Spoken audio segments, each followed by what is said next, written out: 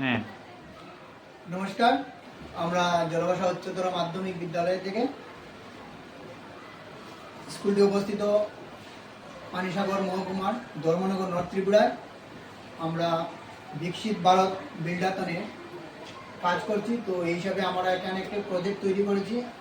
আমরা প্রায় সময় দেখছি বিভিন্ন বিয়েবাড়ি, বিভিন্ন অনুষ্ঠান, পূজা, যে কোনো ধরনের সামাজিক অনুষ্ঠানে বিভিন্ন ধরনের ডেকোরেশনগুলো করা হয়। সেখানে দেখছি প্রচুর পরিমাণে ডেকোরেশনগুলো প্লাস্টিক ইউজ হচ্ছে।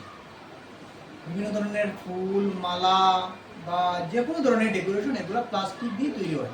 তো আমরা এখান থেকে চিন্তা করলাম, ভারত সরকার এতভাবে চেষ্টা করছে প্লাস্টিক মুক্ত সমাজ, প্লাস্টিক মুক্ত দেশ তৈরি করার জন্য, যাতে পলিউশনটা কম হয়। এত পরিমাণে পলিউশন হচ্ছে, মাটির উর্বরা শক্তি কমে যাচ্ছে। তাই আমরা নিজেদের মধ্যে থেকে চিন্তা করলাম, এই ডেকোরেশনগুলো তো যে তৈরি হচ্ছে সেগুলো তো মাটিতে মিশে যাচ্ছে, মাটির পচন কষতে অসুবিধা করছে, যার কারণে বিভিন্ন ধরনের সমস্যার সম্মুখীন, পরিবেশ দূষণ দেখা দিচ্ছে। সেই হিসাবে আমরা যদি কাগজ দিয়ে তৈরি করি এই ডেকোরেশনগুলা, তো আমরা সেই হিসাবে দুটো জিনিস এখানে প্রেজেন্ট করছি। একটা গাছের তৈরি কাগজ দিয়ে গাছের ফুল পাতা দেখিয়েছি, এবং একটা বিভিন্ন ধরনের ফুলের তুলার মতন, এগুলো আমরা যে কোনো কাজে ইউজ করতে পারি।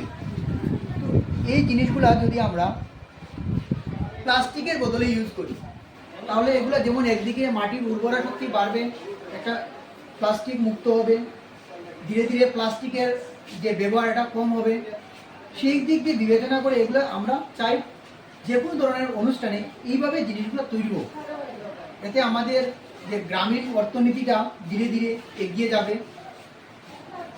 আমাদের জাতির জনক মহাত্মা গান্ধী বলেছিলেন, ভারতকে পাওয়া যাবে গ্রামে, শহরে নয়।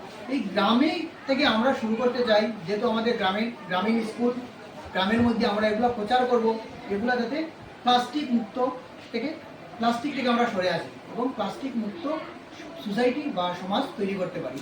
ধন্যবাদ, নমস্কার।